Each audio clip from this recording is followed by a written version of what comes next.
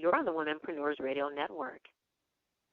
I'm your host, Danette Moss, and joining me today is Elinor Stutz. She's CEO of Smooth Sell, an author of 2 books. The international best-selling book, Nice Girls Do Get the Sell, Relationship Building That Gets Results, was featured in Time Magazine community service work, teaching job seekers led to writing of her second book, Hired, How to Use Sales Techniques to Sell Yourself on Interviews. And how many of you all know we need that help? Now, Elinor's incredible journey begins with the surgeon's prediction of paralysis due to a broken neck, to fighting for her life using belief, vision, and sales skills. 4 days later, she walked out of the hospital to empower others. Her inspirational delivery focuses on developing one's personal tripod. That's belief, vision, and plan. Is purposefully shared, inspiring audiences to become and give their best. Audiences are brought to their feet, providing standing ovations. I'd like you guys to join me in welcoming this awesome guest to our show, Elinor Stutz. How are you today, Elinor? I'm great. Thank you for having me as your guest, Danette. I'm excited to have you here. I mean, you've accomplished so much. And the story that you have to share about what you experienced that actually brought where you are to fruition is just a true testament, Elinor. And I'm just really, really grateful, and it's a privilege to have you here on our show today. Thank you very much. I do appreciate it. Now, Elinor, you do understand towards the end of our show, I'm going to give you a chance to really thoroughly tell our listening audience more about you and where they can find you, and definitely share more of your accomplishments with us towards the end. But what I'd like to do is go ahead and get right in to today's topic, and that topic for our listening audience is on habits for social media success. Elinor has a unique story to share as it pertains to that, and I can't wait for us to get started. I do know that I want her to share just a tad bit about her experience, dealing with the prediction of that surgeon about paralysis, which we are so excited that she fought against all odds in that manner. And so, Elinor, share with us, you explained in your bio there that your vision came actually while you lied technically on that stretcher. How did that alter your life? Give us a little bit of information on that. Oh, sure. It actually changed my life in every way imaginable. There I was lying on a stretcher waiting to be admitted. At the very moment that these visions came to me, I could hear my family breaking out into sobs just a few feet away. But it was as if I was in another lifetime because they couldn't see what was happening to me. The first vision that came to me was in the form of a report card, and on it, on the left-hand side, I had very high life marks, which made me very proud until within a second I saw the right-hand side that was completely a speaker. And as I began to identify it with it, a gold light came over behind the speaker that I saw and over my entire body, a beautiful gold light. And then I began to have a conversation with my deep internal self about whether I would become that speaker. It appeared that it was talking to audiences far and wide, and I had always wanted to be a speaker, never had enough information, but once again I made a fervent promise to myself and anything else involved with this that I would rise to become that speaker. And that night, I was so excited about what had happened. I just knew I was going to be well, that I mentally wrote out my first business plan. And my family, had walked over to me in tears. I said, "Don't worry, I'm going to be fine. Go home and get a good night's sleep." I'm sure they thought I was delirious from what had happened. The next morning, I'm about to be heavily medicated for the surgery, and I was told I'd have a minute and a half to meet the surgeon, and then I would succumb to the drugs. So there I was, flat on this mobile bed, couldn't move, and I was expecting to hear words of encouragement. Instead, I met a stern-looking doctor who said to me in no uncertain terms, "Mrs. Stutz, when you wake up, most likely you will be paralyzed." And I instantly went into sales mode, and a mode that I don't normally do. It's called mirroring. I locked my eyes on his and completely mirrored the sound of his voice, his vocabulary, and shot back with the same sternness, "Doctor, when I wake up, I fully expect to be well." And honest to goodness, the last thing I remember was him jumping backwards, because who in the right mind would talk back to a surgeon about to cut them open? So many hours later, he was standing over me, and he said to me, "I have no idea what happened, but in 4 days you will walk out of here. There's no rhyme or reason for it." Wow. And it took me 8 years to be able to share the story after I uncovered what happened. I took somebody's word as truth, who I met. Would you like me to tell you what that was? Because Please that do. actually affected how I do social media, so it's an important piece. Please do. Okay. So about 8 years after that, I had only told my family and no one else because I was fearful everybody would think I was a crackpot. I'm at a birthday party, and next to me is an alternative health care doctor from Asia.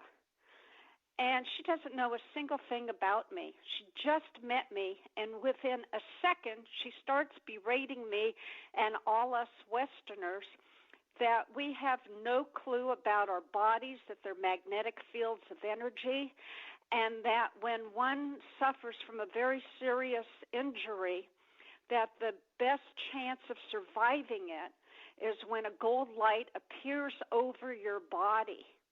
I almost fell off the chair. It was like a bolt of lightning hitting me.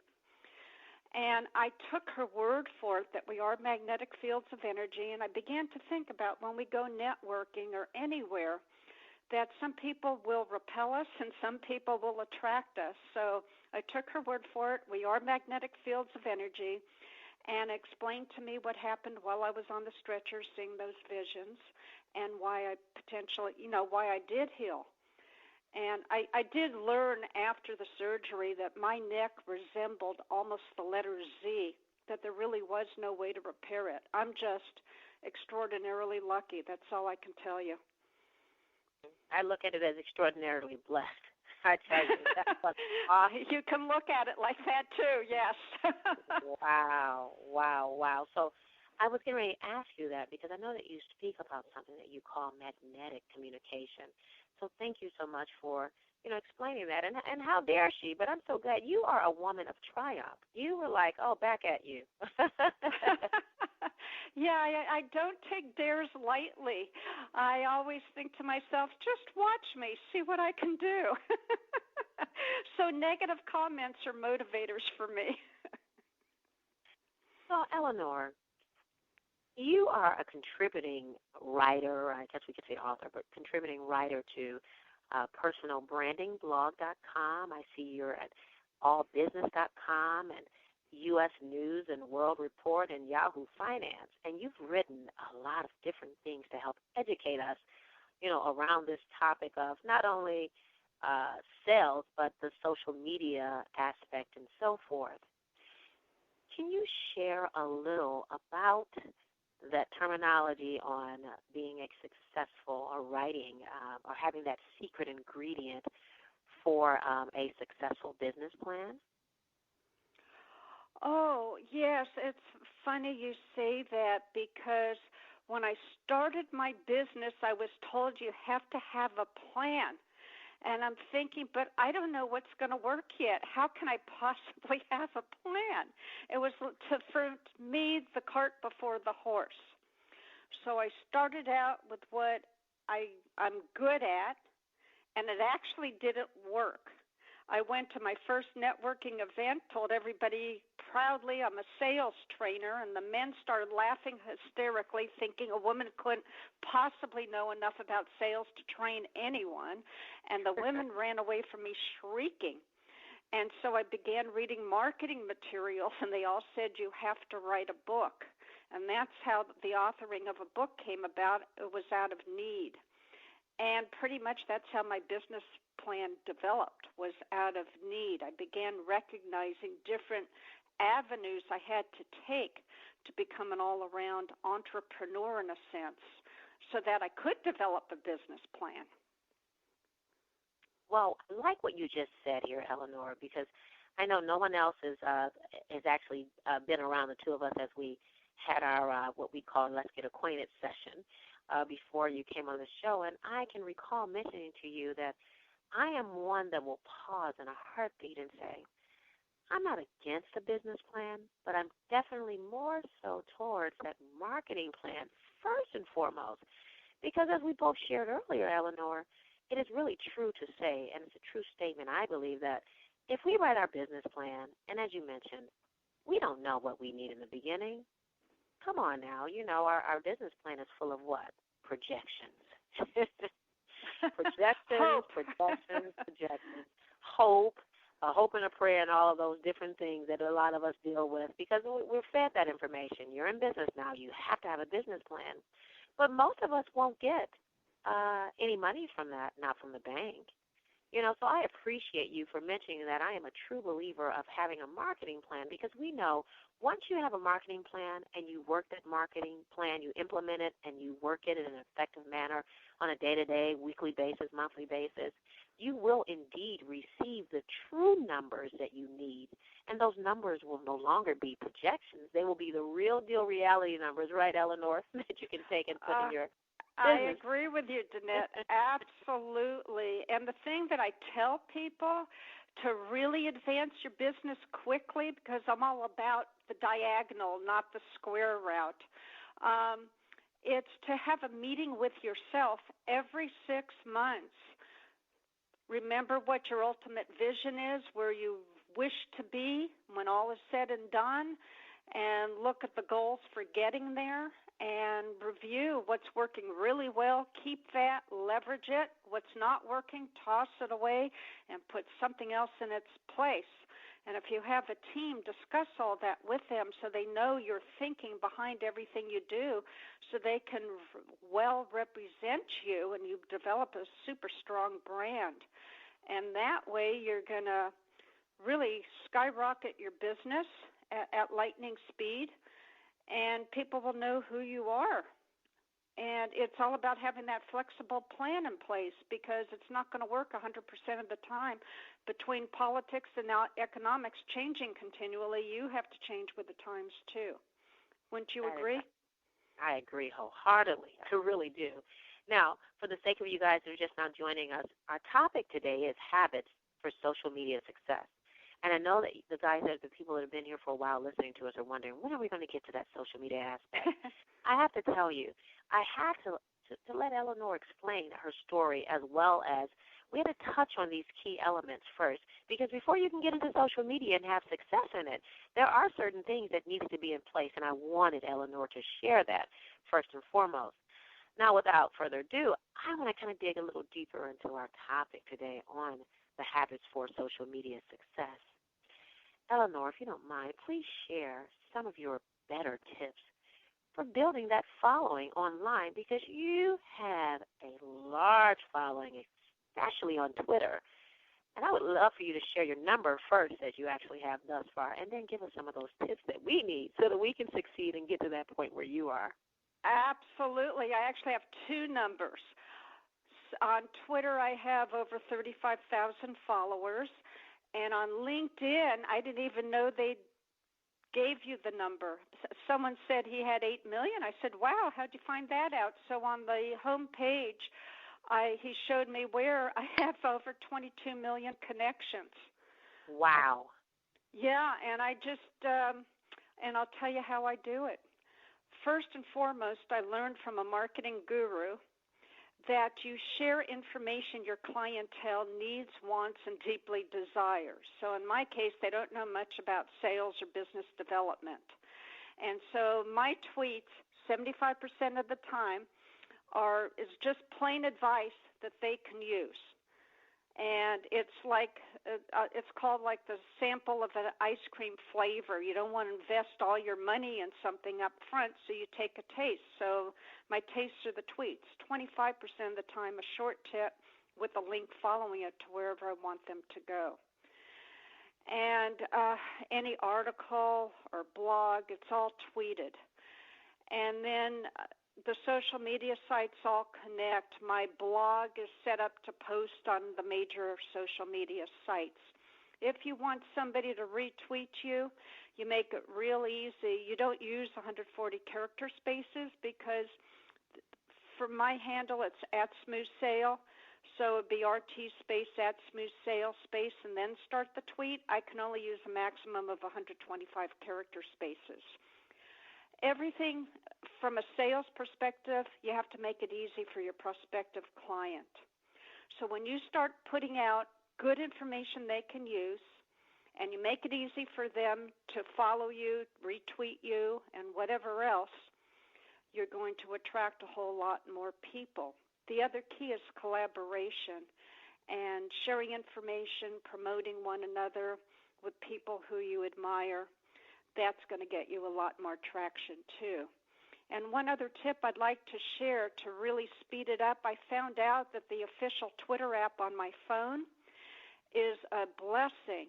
I go to my followers, click on that, see who's following me, and then I check out real quickly if they tweet consistently, have a lot of tweets, if they're balanced between followers and following within a 10% range, and then I follow them back. So, but, just 10 minutes of that every day, and it's amazing how your following picks up. Wow. So now, are you saying that the information that we tweet out there, that we share, should it be all of our information, or is it okay and safe to tweet out others' information and share that link? What's your observation or your opinion on that? Yeah, most of it should be yours. 10% perhaps a quote of a famous person, like I like Eleanor Roosevelt, Abraham Lincoln. If my peers are putting on an event or they wrote a great article, I'll share that. I'll scan down the list on my home page of tweets that I admire. I'll retweet those. So the more goodwill you put out there, the more goodwill finds you. I've really become a believer of what you put out in the atmosphere comes back. So, Elinor, how often should one tweet, in your opinion? You mentioned that it take about 10 minutes of your time. Or how many times a day should we send information out to our Okay, well, I have to share a confidential piece.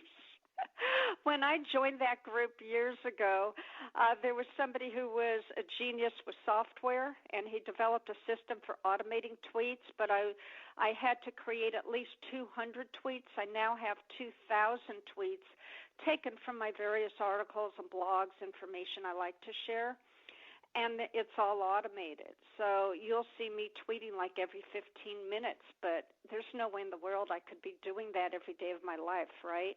So you need to find a good automated system, and one that doesn't look like spam. I mean, you don't want to be seen repeating everything that everybody says, because some things you're not going to be in agreement with, and then it's going to look like, who is this person?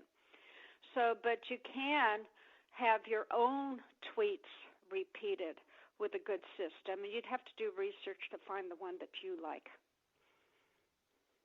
Thanks so much for sharing that. Now, I've seen it where you mentioned earlier you have such a wide, very large followership on Twitter as well as LinkedIn.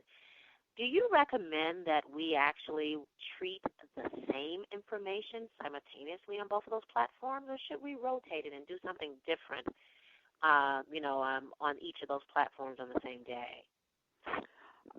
In many instances, I do the same because of different people. It's like learning styles. Some people are visual, audio, or kinesthetic. It's the same thing. Some people will like Google Plus, while others like LinkedIn or Twitter. So I don't think that matters too much. Now, you spoke a little bit about collaboration. Why do you think collaboration is so important to business owners? Yeah, it's for recognition. If you speak to one person, you have a potential of one to get a sale. I'm going to do this from a sales perspective. If you speak to three people, you multiply three times two times one, so it's six opportunities to get a sale. But when you're out there and say you have 100 followers and you multiply 100 down times 99 times 98 down to 1, you start reaching a whole lot more people, because some of those people are going to share it with their followers. So if you have 1,000 followers, the next person has 1,000, etc., pretty soon you're reaching large potential markets. And that's how, with social media, everyone predicted my ruin if I were to solely do that. And the opposite happened. I became recognized worldwide. Wow. Wow. So, see, I'm glad to hear you say that, because so many people say, come on, if you tweet that much, people will get irritated by you. They'll be upset with you. But I think that you hit something right on the nail a moment ago. When you tweet, you're giving valuable information. If it's not information that we can use to help our business, you're still feeding us with wonderful, awesome quotes, things that can help you personally as well as professionally. So, I guess we see who's laughing last, right? Right, and it puts you in the leadership position when you freely share your information and you help people coming up behind you. They see you as the leader or as the expert, whatever you want to call it. And then that's why they start following you and ask you for more information or want to hire you or have you as a speaker. The list goes on. I was actually invited to become the VP of Business Development for an international women's organization. It'll be official within the next couple of months. And wow, it's because of all my activity and the recognition I've received for being online the way I am. I can't wait to hear more about that soon. Definitely. Now, talk about leadership that you just mentioned a brief moment ago, the importance of actually being a leader.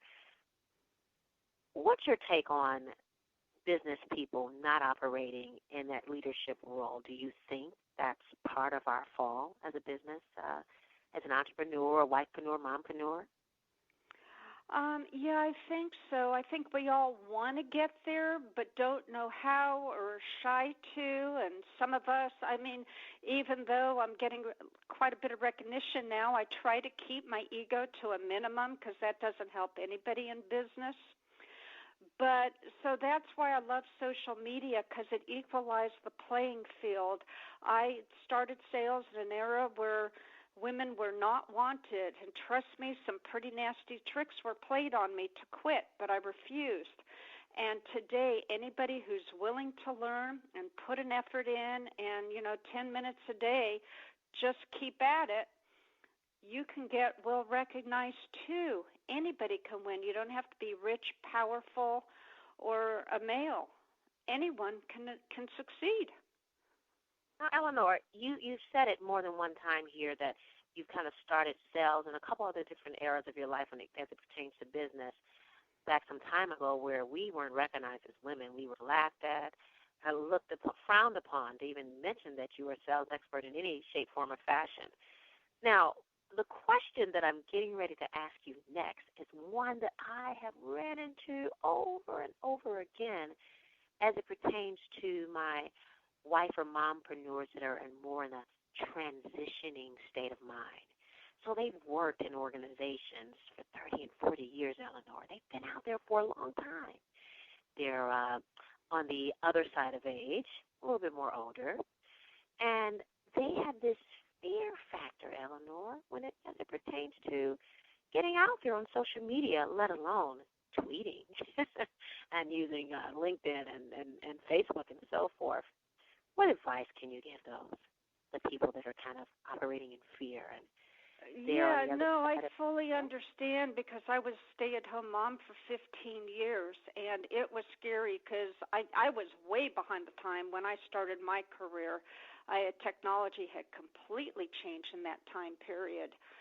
But, it's good to be a little bit scared because when you push yourself to get beyond that, it's amazing when you look back how far you've come.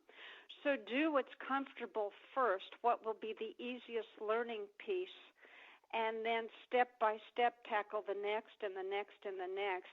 Trust me, when I started my entrepreneurship, I actually had a couple days of depression where I didn't want to get out of bed because of all the stuff I recognized I had to learn.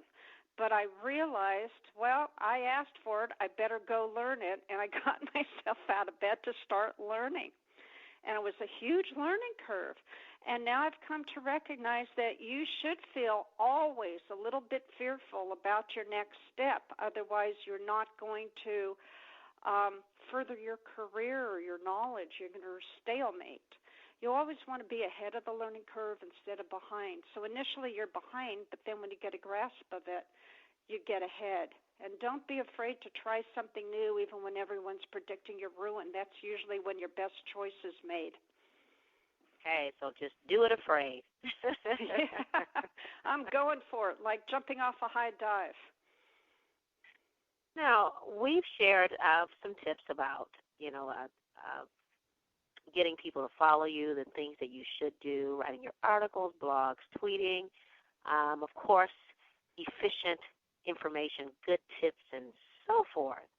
And, of course, it is no secret that I believe that you are very sound, and if we wanted to use the terminology guru, I am excited about having you back on the show to speak on the sales topic because I believe you will truly free several women up. And, of course, we may have some men to dump in a little while, a little bit, and listen to our show.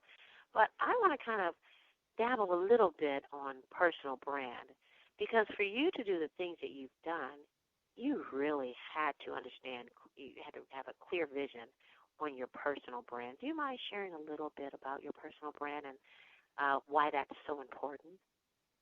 Yes, and you know what? I didn't understand personal brand until I was asked to write about it on a weekly basis, and I said to myself, oh, my goodness gracious, what am I going to write? But as I began writing, it became more and more clear what that's all about. You have to have your values, your priorities very, very clear at all times. Know where you'll draw the line in the sand. If a friend asks you to do something that you're not real happy about doing, it goes against your values, you need to say, I can't do that. You have to stick up for yourself, and when the going gets tough, know exactly what you need to do to move forward. And when you hire people, they have to share your same values. Anyone you collaborate with has to have the same values. And pretty soon you become identified.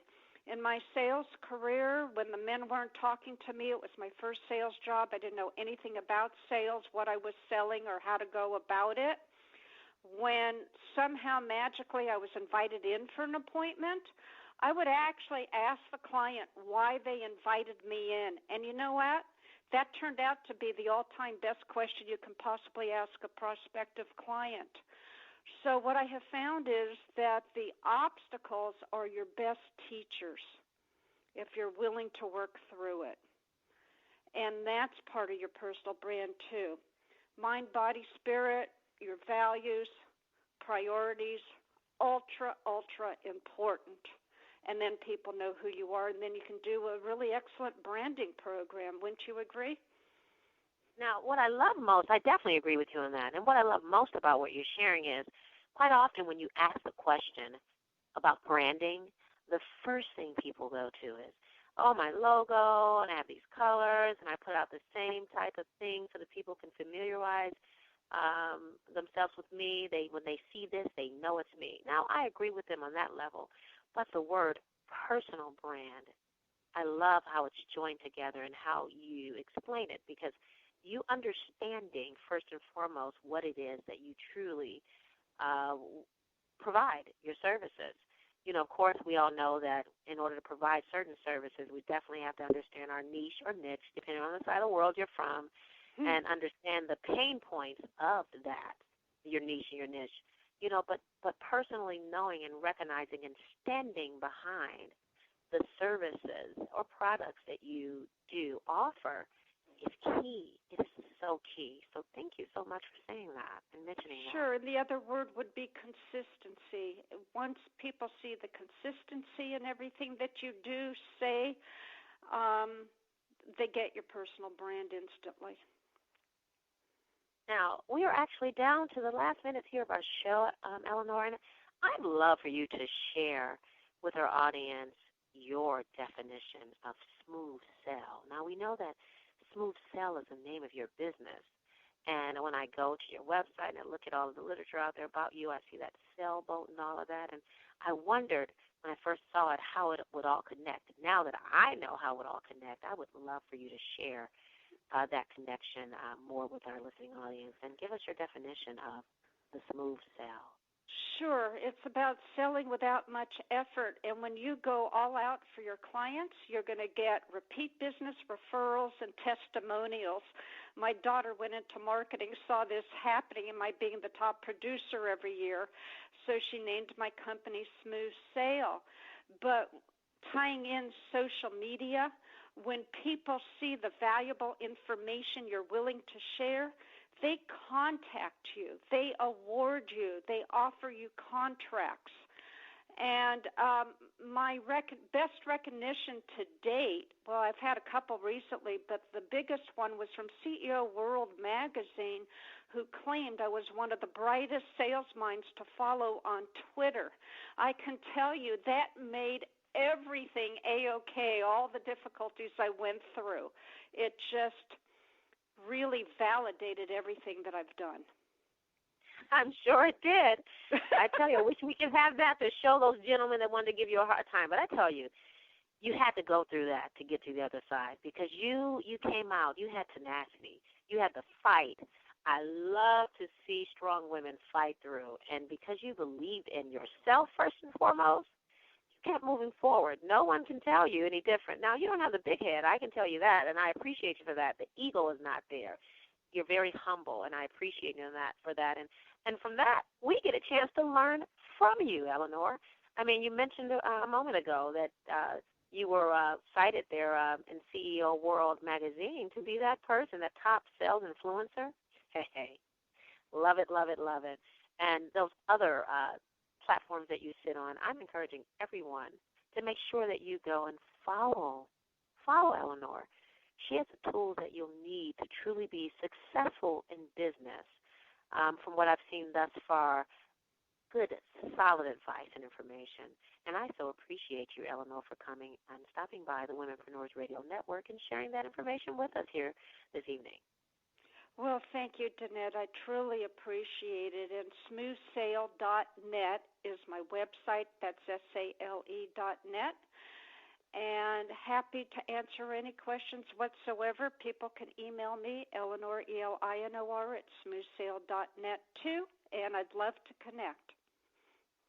Great. So is there anything else that's coming up next for you? Do you have any upcoming webinars, any products that we can go out there and purchase so that we can get ourselves a little bit more equipped in the direction of... For now, my books are on Amazon. Nice Girls Do Get the Sale. That's becoming a classic, and it's still selling well today. And I'm available for speaking.